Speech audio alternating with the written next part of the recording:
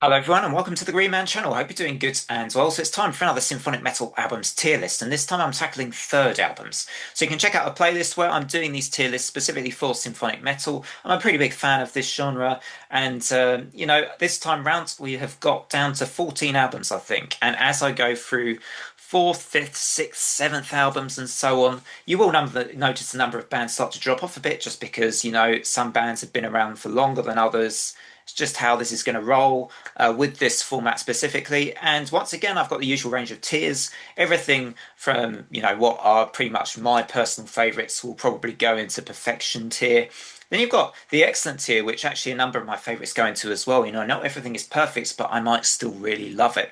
Then we've got good and okay, which I suppose are albums which I might think are quite, are pretty solid, or just all right, just fine. I can listen to them, but I'm not particularly big on them. They don't bring as much to me as the albums of the higher tiers. So I don't need to say anything more in this introduction. You know how this all works by now, I'm sure.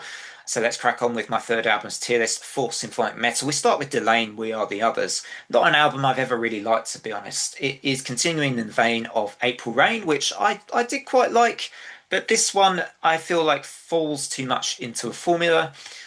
Although it's poppy, and for some people you might really enjoy this album, for me it is the side of poppy and catchy which starts to become a bit jarring, because I just find that the songs themselves are really quite repetitive and there's not much instrumentally for me or developmentally that is as interesting. So We Are the Others for me goes into okay tier.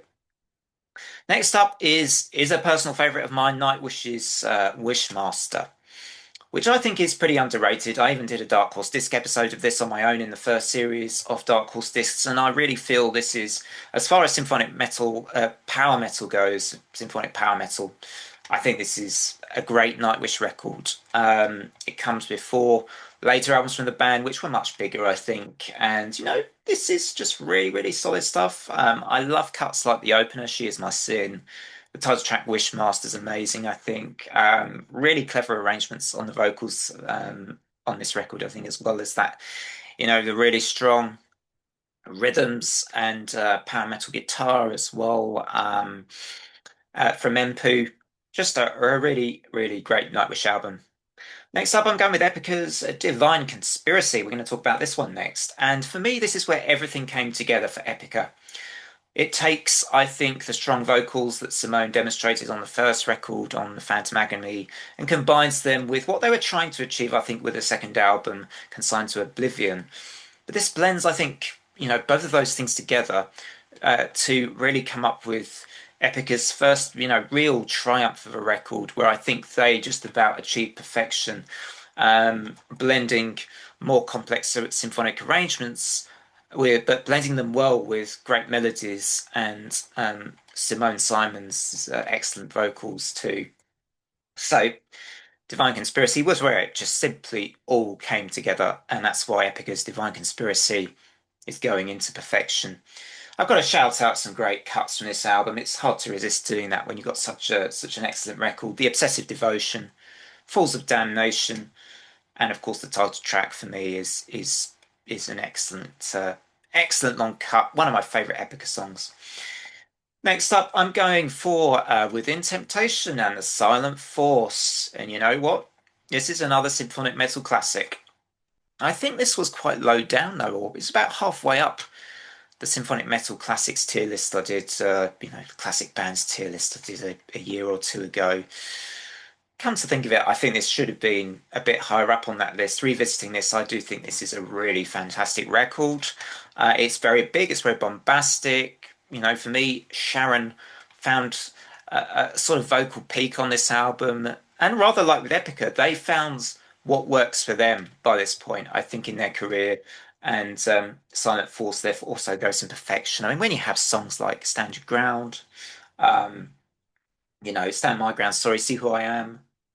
You've also got Memories. That is one of my all-time favorite Within Temptation songs. So Within Temptation, the Silent Force also goes into perfection. So we're off to a fairly strong start here. Next up, I've got Visions of Atlantis and Trinity.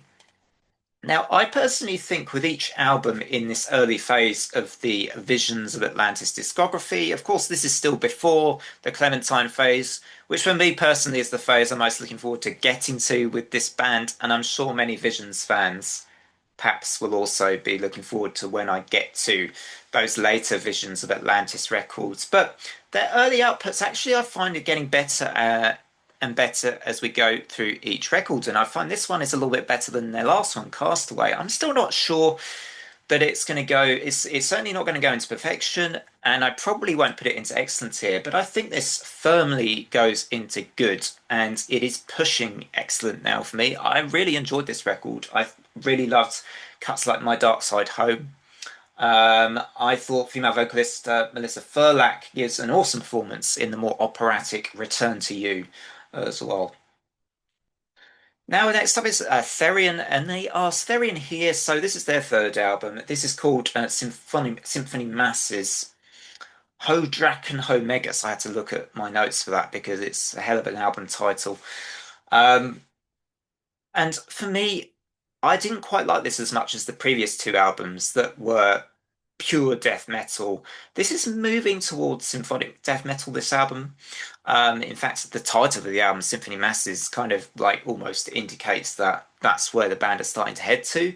And I know they have better albums to come, which I'll be talking about in future tier lists. But this one, to me, I was a little disappointed by, and I felt the harsh vocals did not sound quite right. They sounded off to me. They really did. They sounded very separate from the mix. And I couldn't get behind this one quite as much as the first two albums, surprisingly. I thought I was going to love this, but I just didn't. So it's going into okay tier, but for you, I know, if you disagree, let me know in the comments if you think this is a Therion classic. But for me, it was just kind of, yeah. There were some good grooves in the album, don't get me wrong, some good instrumentals, but the vocals I struggled to get past on this particular record. So next up is Leaves Eyes and Njord. Um, I've seen this album get quite savaged in reviews online. This Njord album by Leaves Eyes, but I thought it was quite good. Nothing particularly new from the band at this point. And Liv Christine, I think, she's a really good vocalist, and I do generally enjoy that phase of the Leaves Eyes kind of trajectory. I think this is solid though. It's going to go into good. I personally think the album gets off to a very strong start with I think it's the title track of My Destiny. Those gets off to a really strong start, but then it kind of gradually falls off for me, and I'm not so interested in the later part of the record, but it's still pretty good. Okay, next is Beyond the Black and Heart of a Hurricane. And whenever I think of Beyond the Black now, I think of the video I did with JC and Hector doing the Beyond the Black album ranking that we did, and this is very much this is Beyond the Black, still pretty fast tempo, pretty power metal. This album, it's a fun album. It's very much in their formula. For me, it's a bit of a mixed bag, but the songs that are good, I really, really like. So that sort of slightly offsets the less good, the negatives of this album for me, because I really enjoy the cuts that I really like. Of course, those include, for me, Hysteria, not the Def Leppard track, Through the Mirror, the excellent Fairy Tale of Doom, which is a deeper cut, which is, one of my all-time favorite Beyond the Black songs. So I'm going to put this in the good tier, but it is probably one of my favorite Beyond the Black records still. I do enjoy it quite a bit. It's just fun, straightforward, catchy symphonic power metal, and maybe not too much more than that, but I enjoy it. Okay, now we've got the band that I'm actually seeing tomorrow. This the point of recording this anyway, so by the time this goes up, it would have been yesterday, I think. This is Ad Infinitum, Chapter 3, Downfall, and this is a favorite for me, certainly from the modern symphonic metal era. Ad Infinitum, though, they're sort of they make a lot of use of the modern guitar sounds. I think they've got an excellent guitarist in Adrian Tesenditz. I'm never quite sure I say that name correctly, but Adrian. He's a really, really top-notch guitarist for me in this band. And Melissa, obviously, her vocals speak for themselves. She's an amazing vocalist with a very strong vocal range. And the dynamic here is more, the first two albums I thought they had certain complex, some complex songwriting arrangements here. This is more punchy. It's a little more in your face. Um, it's a little, very fast tempo, very catchy, as I say, but very effective. And it's such a fun album. I'm going to put it in excellent tier. I don't think it's quite perfect all the way through, but if you're looking for something which is modern symphonic metal that hits the spot of, delivering some really punchy, really memorable, fun, dynamic, modern metal tracks, you get that here with Ad Infinitum, I think. Oh, and Architect of Paradise, great deeper cut. You need to check that song out if you like Ad Infinitum and you don't know that song. Really good song. Okay, so we move on to After Forever, a dark horse band for me, a band who I think are quite underappreciated, certainly compared to peers like Nightwish, Epica, Within Temptation. I suspect that's simply because they just maybe don't have enough or don't have many albums. Of course, Floor is still with the band here, and this is a very dark themed record, very dark subject matter. And I think that the album perhaps gets a little carried away with its own narrative. And the music for me doesn't always match the darkness of the themes here and the story that is kind of being told as the album goes on. And I feel like that brings it down for me quite a bit.